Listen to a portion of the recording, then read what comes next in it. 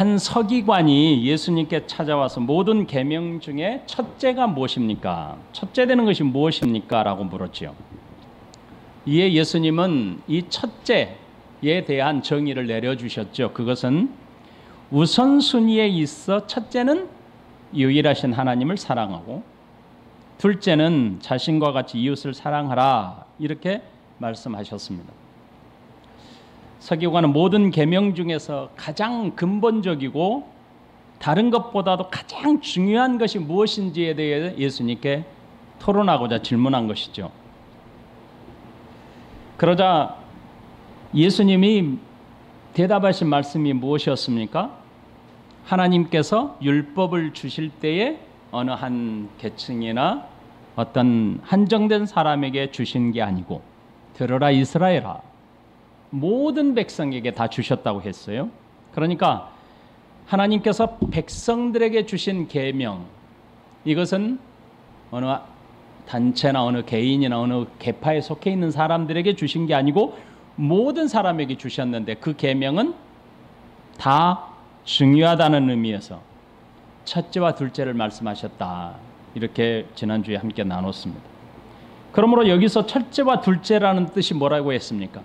근본적이고 중요한 뜻이 아니라 우선순위를 정함에 있어서 한쪽을 택하면 나머지 한쪽이 있다, 그래서 첫째와 둘째 이렇게 가리키는 것이다, 이렇게 말씀을 드렸습니다.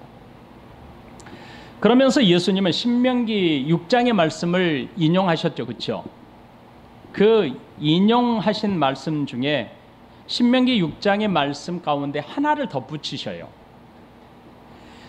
신명기 6장에서 4절 5절 말씀에 보면 이렇게 되어 있어요. 이스라엘아 들으라, 우리 하나님 여호와는 오직 유일하시니. 예수님이 하신 말씀하고 똑같죠, 그렇죠? 이 말씀을 그대로 인용하신 거예요.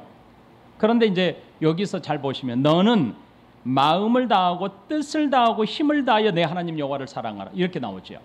그러니까 신명기에서 마음, 뜻, 힘 이렇게 번역되어 있는데, 사실은 이 뜻이라고 하는 이 뜻의 단어가 목숨이라고 번역하는 게 옳습니다.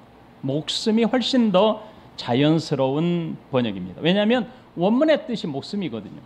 그런데 우리 성경에 번역을 할 때 뜻을 다해라고 번역을 해서 예수님께서 이 말씀하신 내용 중에 똑같이 말씀을 하셨어요. 그렇죠?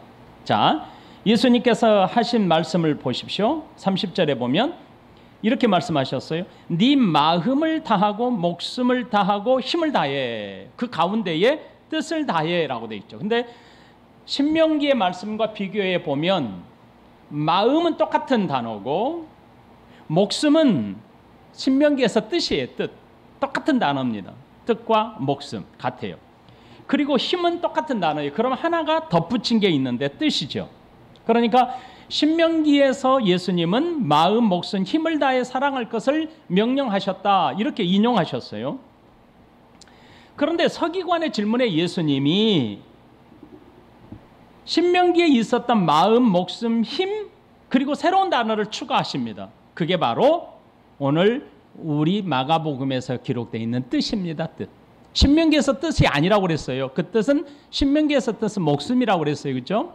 그러면 마가복음에서 이 뜻을 하나를 더 덧붙여요.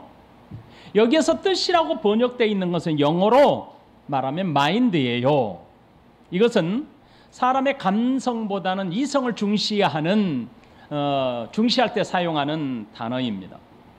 서기관이 예수님께 찾아와서 묻지요. 모든 계명보다 첫째가 되는 것이 무엇입니까? 라고 물었어요. 그 첫째가 되는 것이 무엇입니까? 라고 하는 것을 묻는 그 물음에 예수님은 서기관에게 그 질문에 대한 답을 설명하기 위해서 뜻을 포함했던 겁니다. 아주 중요한 내용이에요. 이것은 자, 하나님을 사랑함에 있어서 마음, 그러면 하트, 감성을 위주로 생각할 수 있는, 감성을 중심으로 설명할 때 마음 그러는데, 예수님은 신명기의 말씀 가운데 마인드를 더 추가했어요. 뜻을 더 추가했어요. 이것을 추가함으로써 무엇을 강조하기 위함이었죠? 하나님을 사랑함에 있어 어떤 조건도 상황도 우선하지 말라. 이것을 강조하시는 거죠. 그러니까 하나님을 사랑함에 있어서 이성적으로 판단할 수 있는 것 중에 최우선순위에 두어라. 이것을 설명하고 있는 겁니다. 그런데 서기관은 가장 중요한 것, 가장 근본된 것, 가장 모든 것 중에 하나를 딱 택하라는 것이었죠. 그런데 예수님 뭐라고 그랬어요? 모든 계명은 다 동일하게 중요하고 근본적인 거다. 그런데 거기에서 우리가 이성적으로 마음적으로 어떤 것도 고려하지 말고 생각할 수 있는 것, 판단할 수 있는 것, 이 우리의 처해 있는 상황이나 여건을 고려하지 말고 사랑할 것이 있다면 그건 하나님이다. 하나님을 사랑하라. 이것을 강조하는 것이죠. 그래서 하나님을 사랑함에 있어서 그 어떤 것보다도 우리에게는 그 우선적인 것이다. 이렇게 말씀하신 거예요.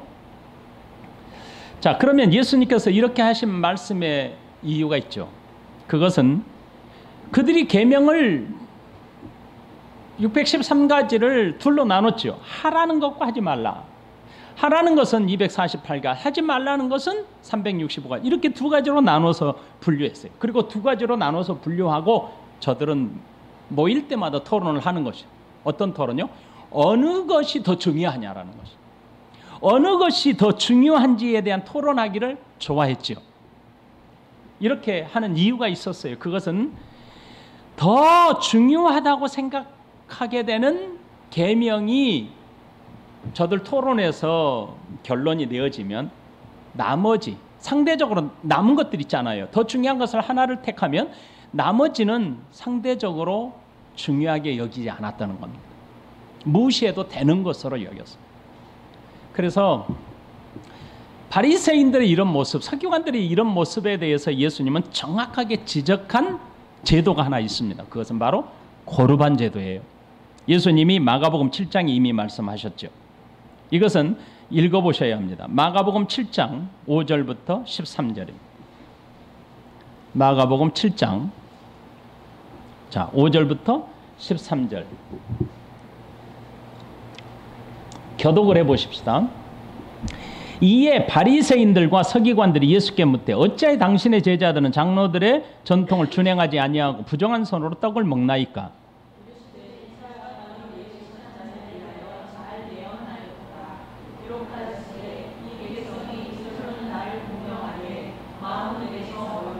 사람의 계명으로 교훈을 삼아 가르치니 나를 헛되이 경배하는도다 하였느니라. 또 이르시되 너희가 너희 전통을 지키려고 하나님의 계명을 잘 버리는도다.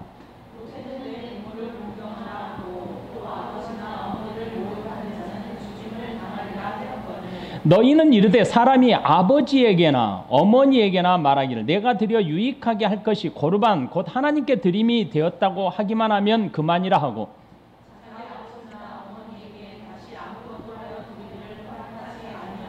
같이 너희가 전한 전통으로 하나님의 말씀을 폐하며 또 이 같은 일을 많이 행하느니라 하시고. 자, 여기서 보면 고르반 제도가 대표적으로 당시 바리새인들의 생각이 어떠한지를 보여주는 거죠. 이 말씀은 여러분들이 유튜브에서 한번 찾아서 이 본문의 배경 말씀을 들어보세요. 자, 바리새인과 서기관들은 토론하기를 좋아한다고 그랬어요. 그래서 모든 계명을 분류를 자꾸 해요. 해서 어느 것이 더 중요하냐, 어떤 것이 더 근본적이냐라는 것을 정해. 그리고 나머지는 상대적으로 덜 중요한 것으로 여기는 겁니다. 그래서 예수님은 신명기의 말씀을 인용하면서 여기에 뜻을 더 해서 붙여서 말씀하신 겁니다. 이것을 말씀하신 것은 서기관들의 태도, 서기관들의 잘못된 계명에 대한 태도를 책망하신 겁니다. 뜻을 다하여라고 하는 말씀을 덧붙임으로 어떤 논의보다 너희가 토론하면서 막 논의할 거 아닙니까? 이성적이다, 뭐가 더 합리적이냐, 뭐 이런 것들을 논할 거 아니에요? 이런 것 논의보다도 하나님을 사랑하면은 이런 것들을 고려할 대상이 아니라는 거예요. 왜요? 유일하신 하나님이 백성들에게 똑같은 모든 계명을 다 주셨기 때문에. 지난주 말씀을 드렸죠.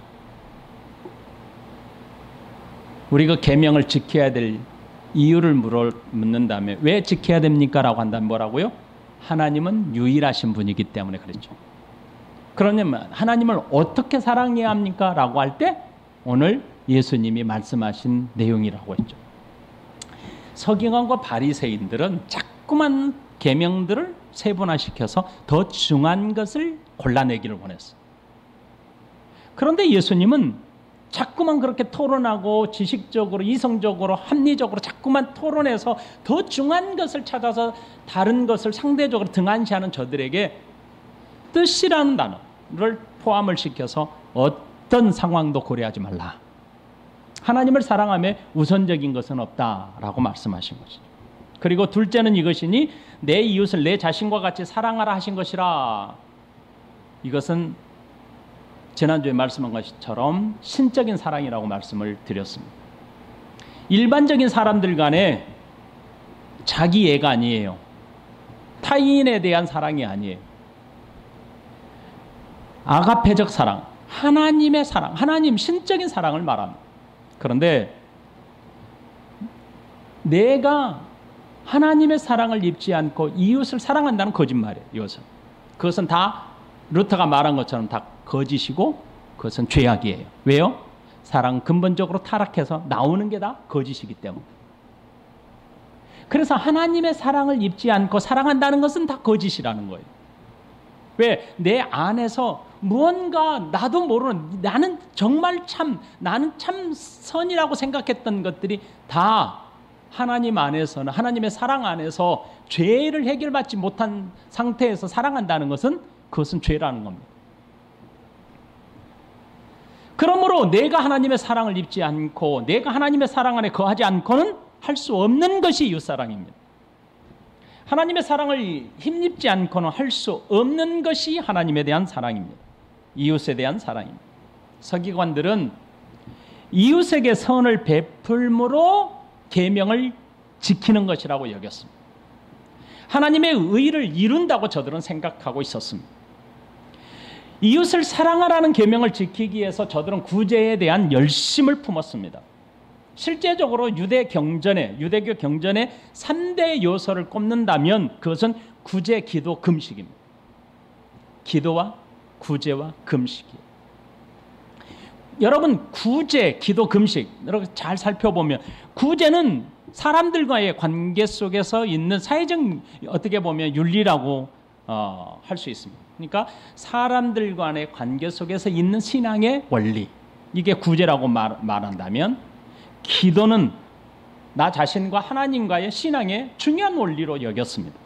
그리고 금식은 자신의 경건한 생활을 위해서 아주 중요한 원리로 여겼습니다. 그래서 유대교 경전의 3가지를 중요하게 여겼어요. 구제, 기도, 금식, 요 3가지. 그러므로 이 3가지 중에 기도와 금식은 자신과 하나님과의 관계에서 아주 중요하게 여겼어요. 그런데 구제는 하나님의 백성들이 지켜야 할 책임이기에 또 역시 이것도 중요하게 여겼습니다.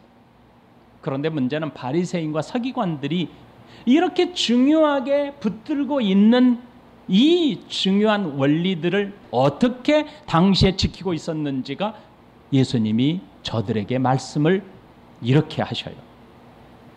마가복음 6장 1절부터 18절 말씀을 또 읽어야 돼요. 긴 말씀이지만 마태복음 6장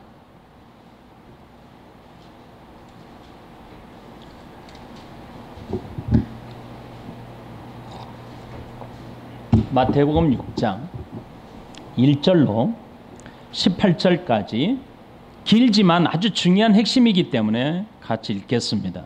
교독하십시다. 사람에게 보이려고 그들 앞에서 너희의 의를 행하지 않도록 주의하라. 그리하지 아니하면 하늘에 계신 너희 아버지께 상을 받지 못하느니라.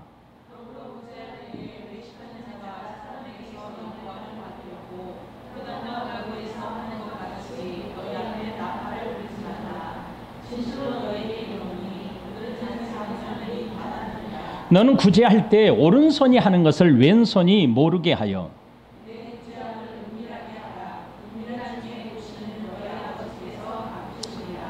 자, 또 이제 기도에 대해서 나와요. 또 너희는 기도할 때 외식하는 자와 같이 하지 말라. 그들은 사람에게 보이려고 회당과 큰 거리 어귀에 서서 기도하기를 좋아하느니라. 내가 진실로 너희에게 이르노니 그들은 자기 상을 이미 받았느니라.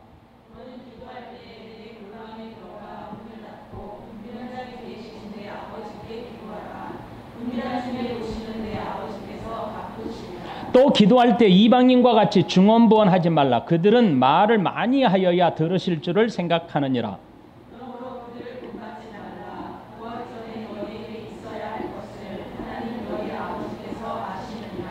그러므로 너희는 이렇게 기도하라. 하늘에 계신 우리 아버지여, 이름이 거룩히 여김을 받으시오며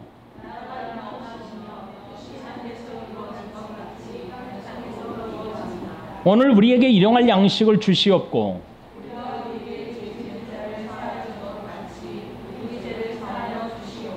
우리를 시험에 들게 하지 마시옵고 다만 악에서 구하시옵소서. 나라와 권세와 영광이 아버지께 영원히 있사옵나이다. 아멘.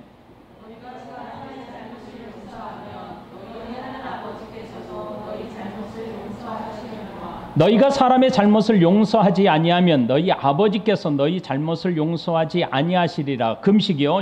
16절 시작.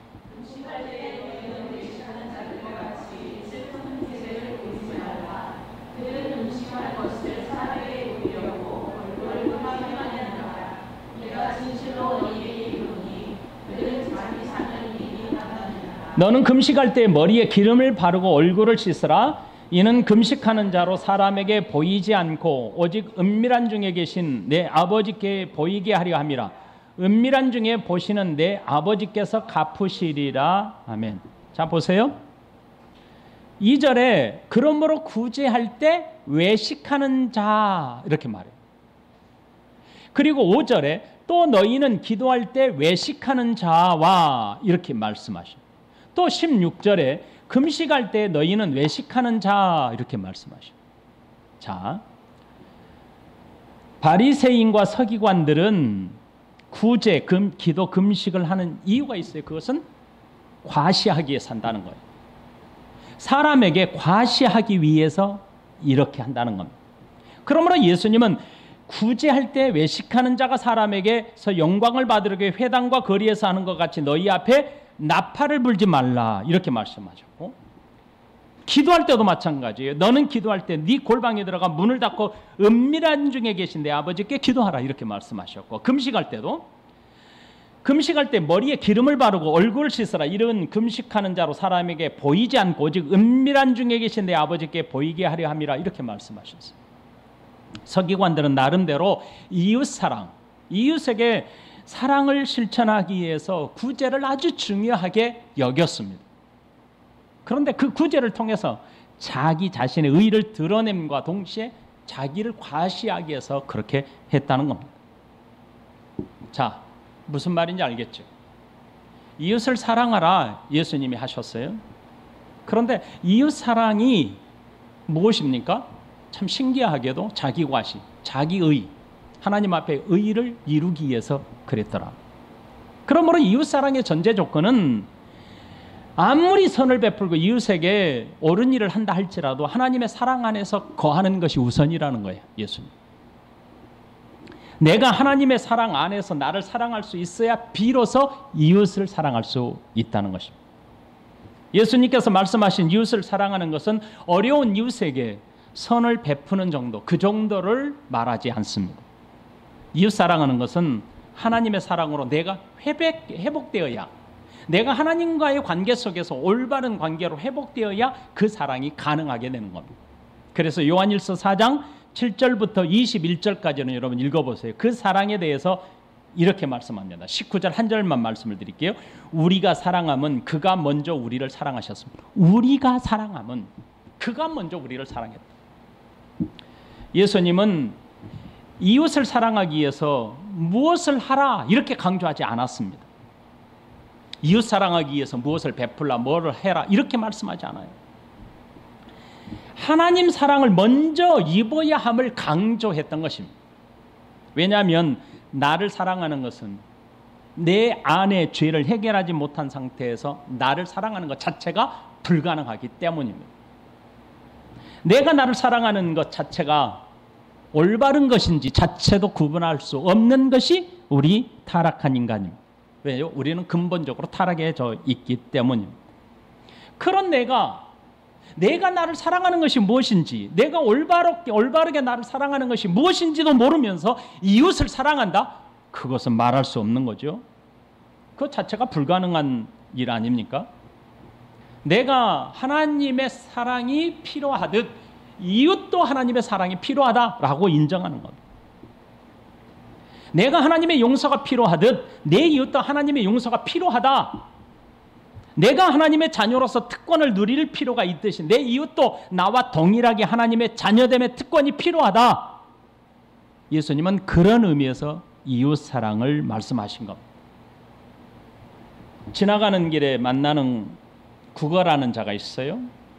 그런데 구제하라, 이웃 사랑하라 라는 말을 딱 듣고 그를 내가 몇 푼을 던져줌으로 구제하는 것으로 나 이웃 사랑 실천했다. 그것도 좀 세상 사회에서는 꼭 필요한 겁니다. 없으면 안 됩니다. 그것도 필요한 것이지만 그보다 더 근본적인 사랑에 대해서 예수님이 말씀하신 겁니다. 내가 하나님을 사랑하듯, 내가 하나님의 사랑이 필요하듯 이웃도, 그 이웃도 예수님의 사랑, 하나님의 사랑이 필요합니다.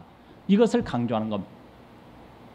그러므로 실천적인 이웃 사랑은 예수님 안에서 자기 자신이 사랑을 입은 것처럼 이웃에게도 하나님의 사랑을 전함으로 가능하게 된다라고 말씀하신 겁니다. 내가 하나님의 사랑이 어떠한 것인지 이웃에게 그 사랑을 전함으로 이웃도 그 사랑을 입는 것이 이웃 사랑이라고 예수님이 말씀하신 것이죠. 그런데 이 말씀을 듣고 있던 서기관을 생각해 보세요. 이 서기관은 기가 막힌 대답을 해요. 32절 보세요. 서기관이 이르되 선생님이요 옳소이다 그래요. 하나님은 한 분이시요 그 외에 다른 이가 없다 하신 말씀이 참입니다 라고 말해요. 그러면서 또 마음을 다하고 지혜를 다하고 힘을 다하여 하나님을 사랑하는 것과 또 이웃을 자기 자신과 같이 사랑하는 것이 전체로 드리는 모든 번제물과 기타 제물보다 나으니이다. 전체로 드리는 모든 번제물과 기타 제물, 이것은 계명에서 말하는 하나님께 드리는 모든 제사 제물들을 가리켜요. 성경에 나와 있는 모든 제물. 서기관의 반응이 대단히 놀라워요. 예수님의 말씀을 듣고 있던 서기관은 놀랍게도 예수님의 말씀이 전적으로 옳다고 인정을 합니다. 하나님은 한 분이시요 그 외에 다른 이가 없다 하신 말씀이 참입니다 이렇게 말해요. 여러분, 여기서 참입니다라고 하는 것은 일반적으로 말하는 일반적인 참을 말하는 게 아니에요. 이 객관적인 진리, 불변의 진리라는 뜻이에요. 변할 수 없는 진리. 하나님은 유일하시고 하나님이 참입니다라고 하는 것은 하나님이 유일하신 우리 하나님, 우리가 경배받으실 분은 하나님입니다라는 것이 불변의 진리라는 거예요. 이 세상에서 이것으로 대체할 수 없는 것, 대체할 수 있는 것은 없다라는 뜻입니다. 한마디로 말하면 변하지 않는 진리라는 뜻이죠. 이 사람이 누굽니까? 성경에 능통한 자죠. 성경학자 아닙니까? 자기 자신 스스로도 나는 성경에 능통한 자라고 자평하고 있었을 뿐만 아니라 사람들에게, 일반 평민들에게 율법학자로서 존경받고 있는 서기관 아닙니까? 그런 그가 예수님께서 하신 말씀에 2번이나 반복해서 인정해요. 옳소이다, 참입니다 라고 반복적으로 인정합니다. 이것은 예수님의 가르침에 나는 전적으로 동의합니다 라는 뜻입니다. 그리고 말하기를 또 마음을 다하고 지혜를 다하고 힘을 다하여 하나님을 사랑하는 것, 또 이웃을 자신과 같이 사랑하는 것이 하나님이 주신 모든 하나님을 섬김에 있어서 모든 구약의 제사에서 드리는 제물보다 낫습니다. 이렇게 고백을 합니다. 예수님께서 하신 말씀을 자신이 어떻게 지금 이해하고 있는지를 드러내 보여주고 있지요. 그렇죠? 그는 예수님께서 하신 말씀 중에 목숨과 뜻을 빼고 지혜로 표현했습니다. 비록 서기관이 목숨과 뜻을 빼고 지혜로 표현했다고 하지만 이 말씀은 전심을 다해라는 뜻입니다. 온 전심을 다해. 사람에게 있어서 우선순위에 있어서 최우선이라는 사실을 받아들이는 겁니다. 예수님이 하신 말씀을 아하, 나는 이렇게 봤습니다. 아, 하나님을 사랑함에 있어서 고려해야 할 대상이 아니구나. 우리가 토론해서 무엇인가 하나를 결정해야 되는 것이 아니구나. 하나님을 사랑함에 있어서 최우선적인 것이구나. 전심을 다하는 거구나. 이것으로 받아들였다는 겁니다. 정확하게 받아들인 거죠. 그러면서 서기관은 예수님의 말씀을 자신이 이해한 대로 설명했습니다. 전체로 드리는 모든 번제물과 기타 제물보다 낫습니다라고 말합니다. 이 서기관의 말은 예수님의 말씀이 얼마나 중요한 것인가를 자신이 이해한 대로 설명한 것이고요. 동시에 사두개인들을 겨냥했다는 말씀입니다. 서기관의 답변은 두 가지 측면에서 생각해 볼 수 있어요. 하나는 예수님께서 말씀하신 것을 듣고 서기관이 어떻게 이해했는지를 잘 드러내주고 있고요. 두 번째로는 자신이 속한 바리새파와 성전에서 지금 성전을 관리하고 주관하고 있는 사두개인과의 보이지 않는 지금 대립이 있었어요. 부활 논쟁, 나중에 보면은 부활 논쟁, 천사 논쟁들이 있잖아요. 그래서 사두개인이 지금 바리새인들과 대립 가운데 지금 이전에 부활의 논쟁이 있어서 예수님이 부활을 인정함으로 바리새파 사람들의 이 신앙을 인정하는 것처럼 저들은 받아들였을 수도 있다. 지난주에 말씀을 드렸잖아요. 그래서 이 두 가지를 놓고 이 서기관은 아주 중요한 핵심의 내용을 고백하게 됩니다. 자, 먼저 사두개파 사람들과의 갈등에 대해서 살펴볼게요. 아까도 말씀드렸지만 사두개인들이 예수님께 찾아와서 부활에 대해서 얼마나 이 부활을 믿는 것이 비이성적이고 비합리적인 것인지를 저들이 알고 있던, 소문으로 들었던 계대결혼, 형사취수혼이라는 제도를 들어서 부활이 얼마나 위험하고 합리적이지 못한 것을 들어서 공격했잖아요. 예수님과 누구를요? 바리새인들을.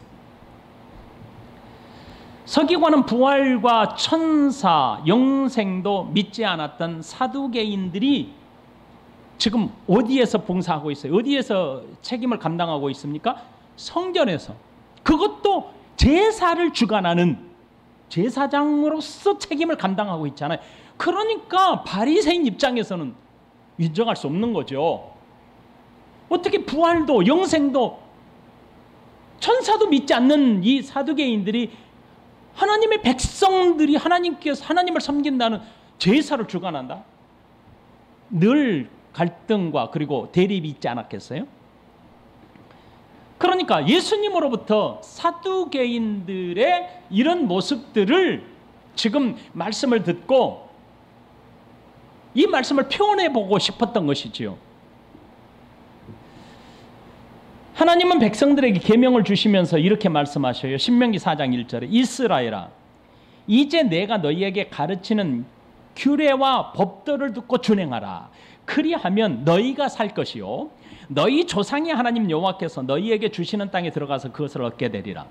자, 모든 계명을 어디에서 주셨습니까? 시내산에서 주실 때 가나안 땅에 들어가서 정착하기 전에 이미 백성들에게 다 주셨잖아요. 주시면서 뭐라고 말하냐면 규례와 법도를 듣고 준행하라. 내가 너희에게 가르치는 그랬죠. 가르치는. 자, 가르치는 자가 누구였습니까? 예수님 당시에 가르치는 자가 누구였어요? 자, 제사장, 서기관. 누구였습니까? 서기관이잖아요. 그렇죠? 서기관이 백성들, 백민들에게 바리새파 사람들이 말씀을 가르쳤잖아요. 율법을 가르친. 그러니까 자기들은 율법을 연구하고 가르치는 것이 본 사명이라고 생각했어요. 그러니 얼마나 중요합니까?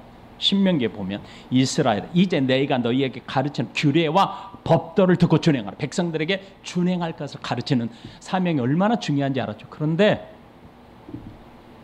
사두개인들은 그렇지 못한 거예요. 자신들이 생각할 때 말씀을 자신들이 가르쳐도 다르게 받고 있잖아요. 지금 성전에서 제사를 인도하는데 다르게 인도하고 있잖아요. 그래서 저들은 가르쳤지만 말씀을 받지 않는 사두개인들을 염두에 두고 있는 것이고, 예수님의 평가는 뭐냐면 바리새인들이라 할지라도 가르치는에 가르침은 있지만 오늘 우리가 마태복음 읽은 것처럼 행위에서는 실천을 하지 못했던 것입니다. 그것을 자기 것으로 받아들이지 못했던 것입니다. 그래서 예수님은 뭐라고 하냐면 그들의 행위, 서기관의 행위, 바리새인들의 행위는 하나님과 멀다 이렇게 말씀하셔요. 사두개인들은 성전에서 하나님의 뜻과는 관련 없는 종교적인 행위만 했어요. 그리고 바리새인들도 사두개인과 신학적 배경은 달랐지만 그들이 행한 것과 똑같은 행위로 별 다를 바가 없었다는 뜻입니다. 이제 이를 배경으로 서기관이 예수님의 말씀을 어떻게 이해하고 있는지 두 번째를 살펴보겠습니다. 서기관은 사두개인들이 말씀을 믿지 못하면서 종교적으로 백성들의 지도자들로 인도하고 있다는 것 자체가 얼마나 어리석은지 잘 알고 있었습니다.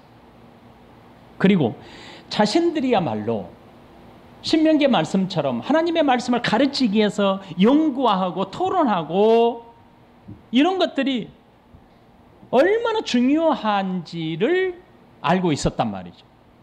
그래서 우리가 이렇게 중요한 것을 토론하고 있습니다. 이것들을 토론해서 어떤 것이 더 중요한지, 어떤 것이 더 근본적인 것을 우리는 매일 모여서 만날 때마다 이렇게 공부하고 있습니다 라는 것을 예수님 앞에 자랑하고도 싶었을 겁니다. 그렇게 토론하고 난 이후에 무엇이 더 중요한지가 딱 정해지면 상대적으로 다른 것을 등한시했던 사람들입니다.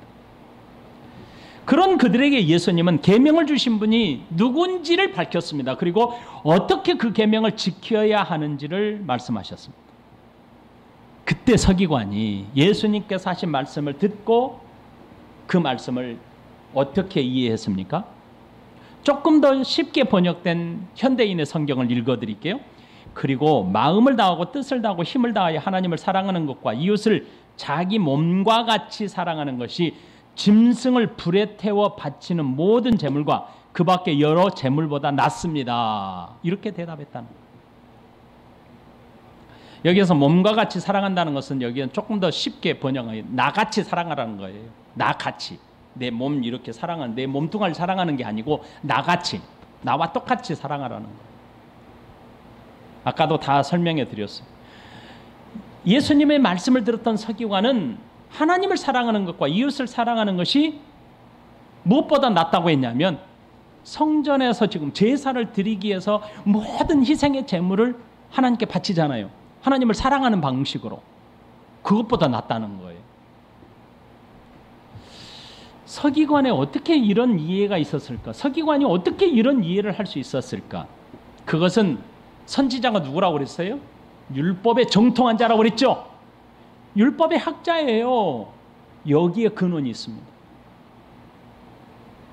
모든 재물보다 낫습니다라고 고백하기까지에는 그냥 되는 게 아니에요. 이 서기관이 그냥 자기 스스로 생각한 게 아니에요. 성경 말씀에 기초한 겁니다. 하나님의 백성들에게 선지자를 통하여 하나님 이렇게 말씀하시거든. 사무엘상 15장 22절. 사무엘이 이르되 여호와께서 번제와 다른 제사를 그의 목소리를 청종하는 것을 좋아하심같이 좋아하시겠나이까? 순종이 제사보다 낫고 듣는 것이 순양의 기름보다 나으니라. 이사야 1장 11절. 여호와께서 말씀하시되 너희의 무수한 제물이 내게 무엇이 유익하뇨?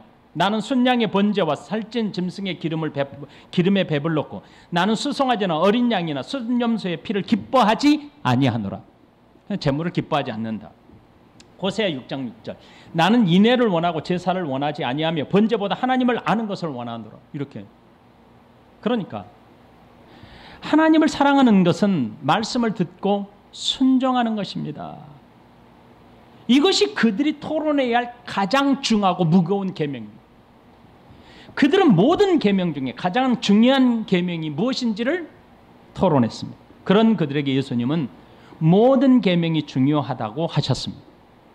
그 중요한 계명을 주신 분은 유일하신 하나님입니다. 모든 계명을 주신 하나님을 사랑하는 것이 계명을 지켜 행하는 것입니다.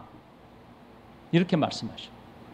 모든 계명의 정신은 하나님을 사랑하고 이웃을 사랑하는 것입니다.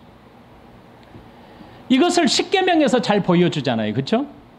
이웃을 사랑하는 것은 내가 하나님 안에서 영원한 생명이 필요한 같이 이웃도 필요합니다 라고 인정하는 것입니다.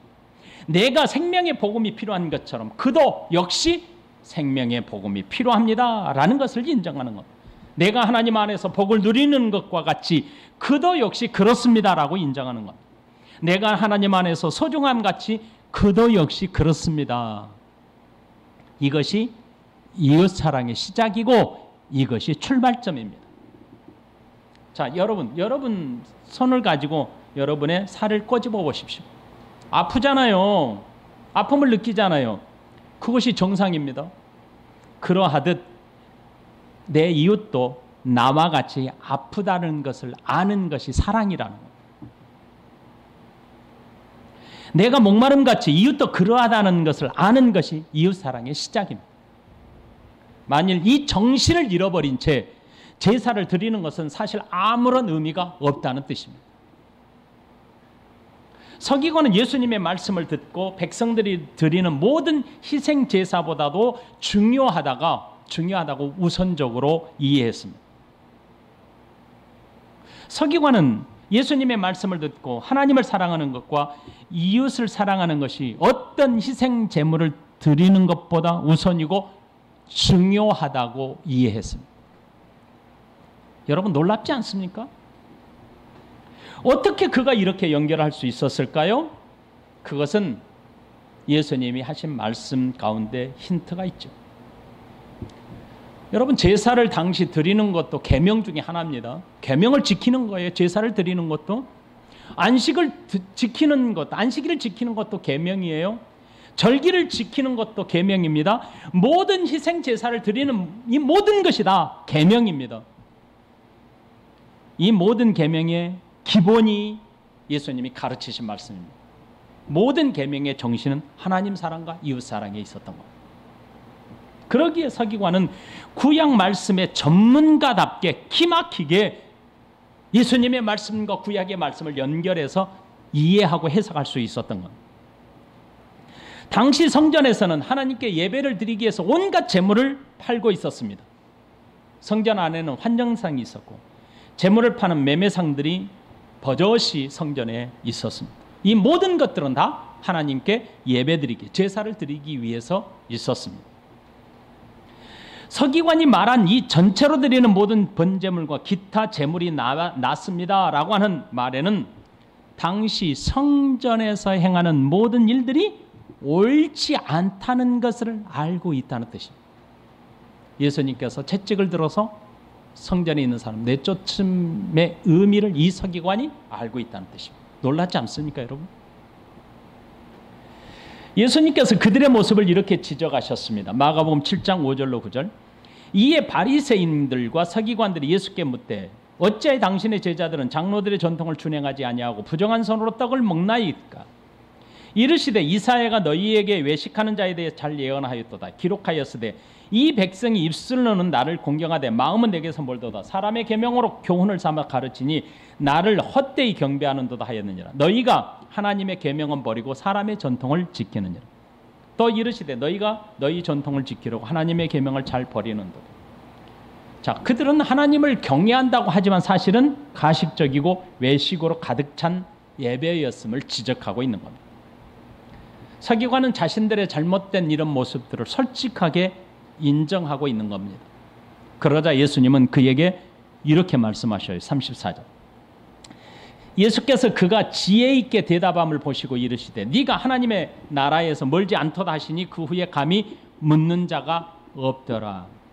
예수님께서 서기관에 대해서 지혜 있게 대답하는 사람으로 평가하십니다. 여기서 지혜 있게라고 하는 말은 이 서기관의 특징이에요. 그가 가지고 있는 지식, 그가 가지고 있는 이성적인 지식으로 그걸 어떻게 했냐면 아주 신중하게 예수님의 말씀을 받아들였다는 뜻입니다. 지혜 있게 대답했다는 것은. 그가 가지고 있는 지식으로, 그가 가지고 있는 이성적인 지식으로 예수님이 하신 말씀을 신중하게 받아들였다는 뜻입니다. 그러니까 서기관은 지금 자신이 알고 있는 구약의 모든 말씀들 있잖아요. 서기관들을 통해서, 참 선지자를 통해서 주신 하나님의 말씀들을 알고 있잖아요. 그 말씀들을 가지고, 그 가지고 있는 지식을 예수님이 하신 말씀을 들으면서 연결했다는 거예요. 자기가 가지고 있는 율법적 지식을 가지고 예수님의 말씀을 연결해서 들었다는 겁니다. 이걸 보고 예수님이 너 참 지혜 있는 사람이구나, 지혜 있게 대답하는구나, 이렇게 평가를 내려주시고 있다는 뜻입니다.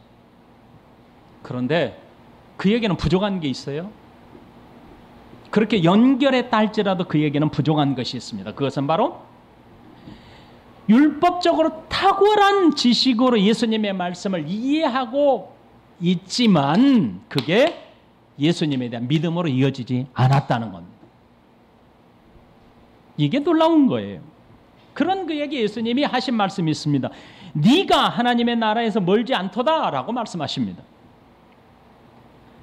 예수님은 이렇게 말씀하지 않았어요. 네가 구원받았습니다 라고 말하지 않았어요. 네가 곧 하나님의 나라가 네 것이다 라고 말하지 않았습니다. 내 믿음이 너를 구원하였다 이렇게 말하지 않아요. 다른 사람에게 병을 고치거나 귀신을 내쫓아놓고 믿음이 너를 구원하였다 이렇게 말씀하시죠. 그런데 이 서기관에게는 너는 참 지혜 있게 대답하는구나 라고 말씀을 하셨지만 뭐라고 말하냐면 하나님의 나라가 멀지 않았구나 이렇게 말해요. 문턱 앞에 있다는 거예요. 들어가지 못했다는 겁니다. 서기관의 답변은 예수님의 가르치신 의미와 뜻을 정확하게 이해하고 있었지만 그 이해가 예수님에 대한 믿음으로 연결되지 못했던 겁니다. 그래서 예수님은 믿음으로 이어지지 않음을 이렇게 표현하신 겁니다. 그 지혜로운 답변은 하나님의 나라에 가깝게 있다. 예수님이 하나님이시며 구속의 메시아이심을 믿음으로 그가 경외한다면 그의 아는 지식이 믿음으로 이어진다면 하나님의 나라에 들어갈 수 있다는 뜻입니다. 이것을 강조하신 겁니다.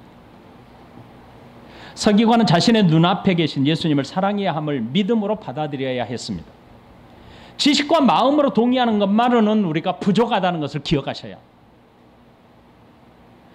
그 위에는 아무도 예수님께 다시 묻는 사람이 없도다 이렇게 기록하고 있죠. 이것은 주변에 있던 많은 사람들도 함께 보았어요. 들었어요. 그래서 예수님의 이 가르침의 권위에 압도당해버렸다는 뜻입니다. 예수님의 가르침에 압도당해서 아무도 더 이상 물을 사람이 없었다는 뜻입니다. 말씀을 맺겠습니다. 우리가 신앙생활 하면서요, 우리도 서기관들과처럼 신앙생활 할 때가 많아요. 대단히 많습니다. 서기관과 같은 생각을 할 때가 참 많아요. 여러분 그렇지 않는지 한번 살펴보세요. 성경 66권이 너무 길어요. 그렇죠? 해리포터 책은 뭐 시리즈로 나와 있는 걸 다 읽으면서도 성경 66권 얼마 되지 않는 거 읽는 데는 너무너무 힘들어. 그렇죠? 그래서 자꾸만 요약해 주기를 원해. 마태복음 요약본. 에이 그것도 길어. 그래서 사복음서 요약. 에이 목사님 그것도 길어요. 신약 요약본. 아 그것도 길어요. 한 단어로 요약해 주세요. 구약이 너무 길어요. 모세 오경 요약본. 그래서 여러분 서점에 가면 요약본을 자주 찾지요. 성경 66권 읽기 싫으니까. 아 성경 하루 만에 끝내는 성경 딱 꺼내서 읽으면 요약본 잘 돼 있으니까 아 좋다 이거 하루 만에 다 읽었다 하고 싶지요. 이게 사람의 생각이라고. 성경 66권의 가장 중요한 책은 무엇일까요? 그것만 읽으면 될 것 같아요. 그렇죠? 우리의 마음이잖아요. 그것도 많아요. 그래서 그 책 중에 가장 핵심 구절 하나만 외우면 될 것 같아. 그렇지 않아요, 여러분? 그것도 많다고 생각하면 그 구절 중에 한 단어만 말하면 무엇일까요? 이런 궁금증 많이 생기죠? 우리가 신앙생활 하면서 지켜야 될 게 너무 많아요. 그렇죠? 그 중에 가장 핵심적인 하나만 지키면 될 것 같은데 왜 이렇게 많이 하라는 거야? 이렇게 생각할 때가 많지요. 무엇이 중요하죠? 무엇이 중요할까요? 하나만 말하라고 한다면 그것은 무엇이라고 하겠나요? 자꾸 이런 질문들을 해. 그런데요, 이런 질문의 의도가, 이런 생각 의도가 뭔 줄 아세요? 모든 말씀에, 하나님의 모든 말씀에 순종하기 위해서나 하나님을 경외하기 위해서가 아니라는 데 있어요. 하나님을 경외하기 위해서 그렇게 하는 게 아니에요. 나를 위해서 그러는 거예요. 내 죄악에 사로잡혀 있는 나를 위해서. 자기 만족. 서기관하고 똑같아요. 바리새인하고 똑같아요. 자기 과시, 자기 만족을 위해서 그렇게 합니다. 모든 것 중에 중요한 것 하나를 내세움으로 다른 것들을 등한시하기 위한 악한 뜻을 품고 있을 수 있다는 것을 우리는 기억하셔야 합니다. 신앙생활 하면서 이런 경우는 얼마든지 많이 있어요. 만일 우리가 성경에서 가장 중요한 것 하나를 정하라고 한다면 그것은 하나님만이 유일해야 된다라는 것을 꼭 기억하셔야 합니다. 모든 계명의 중심이 하나님을 경외함에 있습니다. 변명거리가 많습니다. 우리가 해야 될 변명거리가 참 많아요. 우리가 신앙생활을 하는 것은 남에게 보여주기 위한 하나의 장식품이 될 수 없습니다. 자기 만족을 위해서 하는 것도 아닙니다. 부모를 위해서 교회에 다녀주는 것이 아닙니다. 우리 자녀들 오늘은 엄마가 가라고 하니까 엄마 위해서 교회 가줄게요 이렇게 말하는 사람 있죠? 있잖아요. 우리 자녀들 중에 있어요. 내가 모를 줄 알아요? 여기 있어요. 내가 교회를 다녀주는 게 절대로 아니에요. 더욱이 자기 자신을 거짓으로 포장해서 하나님을 속일 수가 없다는 것을 기억하셔야 돼요. 하나님은 속임당하지 않습니다. 나 자신을 사랑하는 것이나 이웃을 사랑하는 것도 하나님의 사랑이 아니면 불가능하다는 사실을 기억하셔야 돼요. 그러므로 우리의 우선순위는 하나님을 사랑하는 것이요 나를 사랑함 같이 이웃을 사랑하는 것입니다. 우리의 인생의 최대의 목표, 가장 중요하고 근본적인 거 하나를 고르라 하면 하나님이 목표여야 합니다. 하나님을 바로 아는 것으로부터 사랑은 시작합니다. 우리의 신앙의 목표는 예수 그리스도가 되어야 합니다. 그래서 예수님이 오늘 이 본문의 말씀에서 우리에게 가르치고자 하는 핵심입니다. 우리의 이성적인 판단, 내 삶의 환경, 여건, 조건들을 고려하지 말라. 하나님을 사랑함에 있어. 조건을 고려하지 말라. 이게 예수님이 우리에게 가르치신 말씀입니다.